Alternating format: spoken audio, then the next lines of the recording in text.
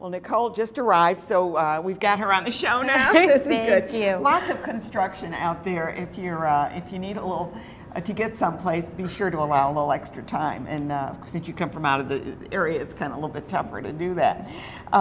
Nicole Stack is an assistant professor, associate professor. I'm sorry. No started worries. with an A. I remember that one. Associate No professor worries. at the Albany College of Pharmacy and Health Sciences, and she's going to be talking today about. We already started out with the Alliance for Lung Cancer, and what they're doing, and their big Shine a Light vigil coming up. And that's going to be right next to where you are. It's going to be over at the Hilton there. And yes. Nicole's going to talk about quitting. Quitting smoking, absolutely. Always a good time. First, and don't start.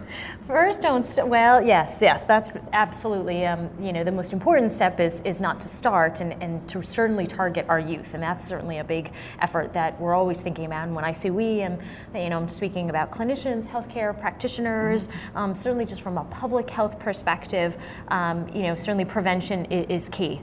To have them never start. Absolutely. But if they do start, then we certainly there's a lot of different treatment approaches and a lot of opportunities in terms of trying to quit smoking. Great American Smokeout coming up in the next few weeks. Thursday? Yeah, Thursday, November 21st. Right. So that certainly provides, I think, patients with a number of different opportunities, even if they want to test out trying to stay smoke-free or tobacco-free for a day. It gives them a nice opportunity to kind of think about it in that baby steps approach. Well, and you just said something tobacco-free, because chewing tobacco that's your throat cancer, right? Absolutely. Mouth cancers. There's so many different forms of tobacco. We typically see, a higher incidence prevalence in terms of our cigarette smokers. So that tends to be the most commonly form of tobacco that is used. But it's really any forms of tobacco. So whether we're thinking about specifically for some of our younger patients,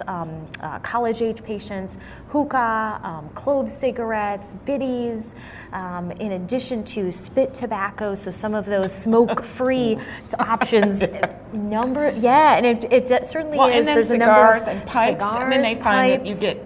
Absolutely. What we're seeing really is maybe sometimes a difference in terms of the variety of types of risks, but all of those many forms of tobacco certainly lead to an increased risk and significant health-related sequela. So if health doesn't get you, right? Yes. We've got a photo to show you. Yes, we do. Bring up that photo, because this will show you. Okay, now those are twins. Certainly from a cosmetic perspective. Those are twins. One looks a lot older than the other, and it's due to tobacco use. Tobacco use. So it's and certainly I think this brings up an excellent point as well. Something that I usually always say to my patients is everybody starts. Some form specifically, again, if we're thinking about smoking cigarettes, everybody starts to smoke for a particular reason or a different reason. It looks cool. Exactly. Well, so certainly social culture reasons. Yeah. And everyone, it does not look cool, believe me.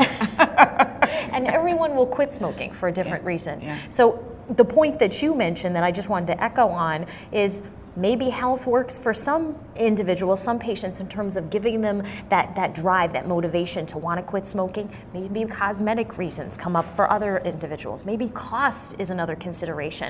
Very, very expensive, and so it's not just something where it's a costly activity that individuals may be partaking in, but also has significant health-related consequences associated with it. And one of the big things that we try to think about as clinicians is really just trying to listen to our patients of what were some of those kind of triggers, what were some of those reasons, why are you smoking? When do you typically tend to pick up the cigarette or whatever the various form of tobacco may be, in terms of for us to be able to identify what may help or assist or facilitate that patient to quit smoking, what may be that driving force. There's tools that they can use. Now, absolutely. We have with the patches and the others, but in the Shantex and all. Yes. But what about these cigarettes, these vapor cigarettes? The e-cigarettes.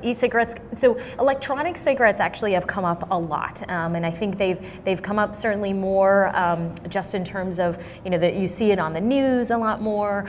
There's a number of different websites that patients go on and can purchase these. The concern really right now, I think, with electronic cigarettes with the FDA is really two key pieces. Number one, these products are not standardized. I know. So from one particular product to another, we really can't say for sure that you are not getting, or you're not what trading you off are for something exactly worse. what you are or are not getting. We don't know the specific consistent ingredients.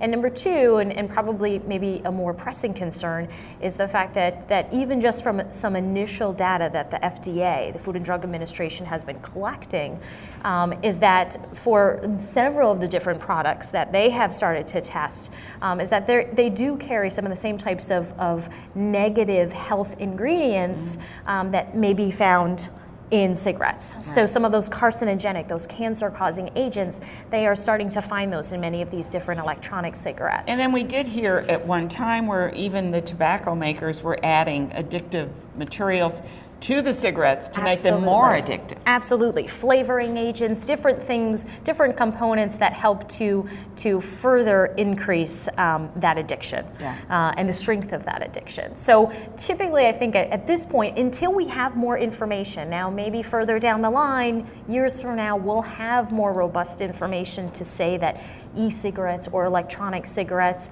maybe, maybe not risk-free, but certainly there is a smaller level of risk in comparison to, for example, cigarette smoking. We really can't say that information right now. We do know that they do hold risks. Now, New York State does have a program, though. New York State has a program, and one of the components of that program, so the New York State Quit Line has really done a lot. They've been certainly quite ambitious in terms of their tobacco-free efforts.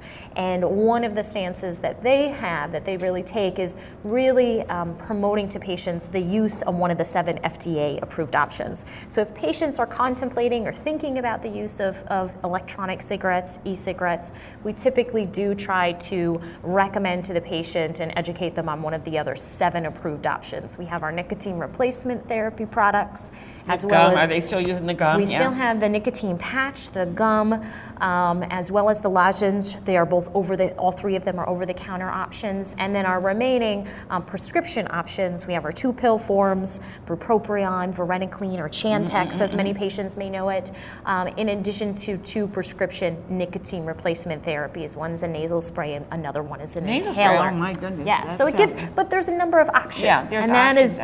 that is, I think, is the important thing that we try to stress to patients, that you have options. The most important thing is don't start. Yes.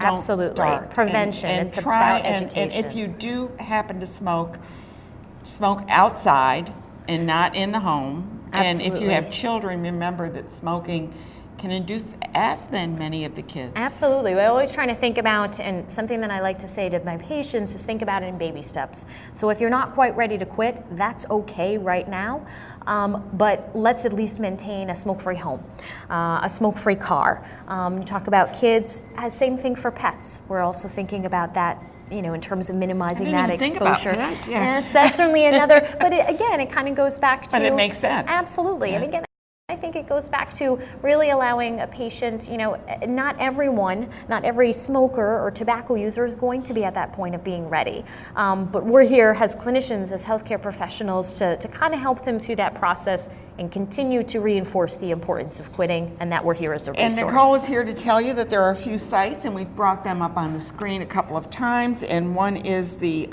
nysmokefree.com. And of course, you can always go to cancer.org to learn more about that, or you can go to the Albany College of Pharmacy website and find out maybe how you can learn more about it. Absolutely. Great. Thank you so much. Thank you so much. It's always great to see you here. Thank you.